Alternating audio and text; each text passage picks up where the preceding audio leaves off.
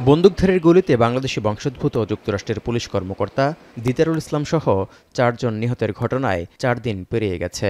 এখনও শোকে স্তব্ধ নিউ ইয়র্কবাসী, পাশাপাশি তারা করছে আতঙ্কও। ৩৬ বছর বয়সী বাংলাদেশি বংশোদ্ভূত মার্কিন পুলিশ সদস্য দিদারুলের বাড়ি মৌলভীবাজারে। তার মৃত্যু মেনে নিতে পারছেন না নিউ ইয়র্কের বাংলাদেশি কমিউনিটির মানুষ। বন্দুকধারীর গুলিতে তার মৃত্যু অভিবাসী বাংলাদেশিদের মনে গভীর ক্ষত তৈরি করেছে বলে জানান বাংলাদেশি আমেরিকান পুলিশ অ্যাসোসিয়েশনের সহ প্রতিষ্ঠাতা এবং নিউ ইয়র্ক পুলিশের অবসরপ্রাপ্ত lieutenant commander Shamsul Haque.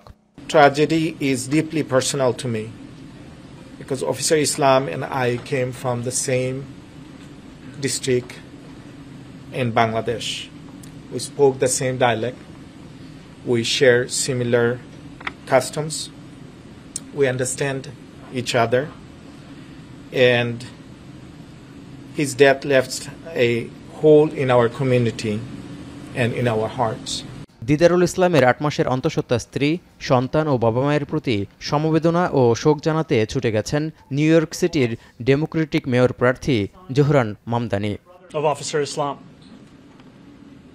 where I met with members of his family, young and old, heartbroken in a way that words cannot fully describe. বন্দুকধারীর গুলিতে নিহত আরেক নিরাপত্তারক্ষী অ্যাল্যান্ড এটিয়েনের পরিবারেও শোকের ছায়া। তার ভাই জানান পরিবারের চেয়েও নিউ ইয়র্ক সিটিকে নিরাপদ রাখতে বেশি সময় দিতেন অ্যাল্যান্ড।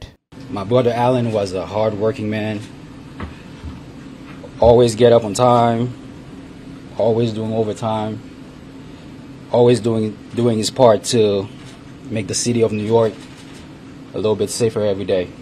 যুক্তরাষ্ট্রে এ ধরনের হামলা বন্ধ করতে শক্তিশালী বন্দুক নিয়ন্ত্রণ আইন করা জরুরি বলে মনে করছেন নিউ ইয়র্ক সিটির ডেমোক্রেটিক মেয়র প্রার্থী জোহরান মামদানি। মেয়র হলে নিউ ইয়র্কবাসীর নিরাপত্তা বাড়াতে পুলিশের জন্য তহবিল বাড়ানোর প্রতিশ্রুতি দিয়েছেন তিনি। Be very clear, as I have been over the course of this campaign, I am not defunding the police. I am not running to defund the police. সোমবার স্থানীয় সময় সন্ধ্যা ৬টা ৩০ মিনিটের দিকে নিউ ইয়র্কের অন্যতম ব্যস্ত সড়ক পার্ক অ্যাভিনিউতে গুলি করে ৪ জনকে হত্যার পর হামলাকারী নিজেও আত্মহত্যা করেন। M4 রাইফেল দিয়ে হামলা চালানো ওই বন্দুকধারীর মানসিক সমস্যার রেকর্ড ছিল। তবে এই সমস্যার কারণে তিনি এই হত্যাকাণ্ড ঘটিয়েছেন কিনা তা এখনও নিশ্চিত নয়। তৌহিদুর রহমান, এখন বিশ্ব।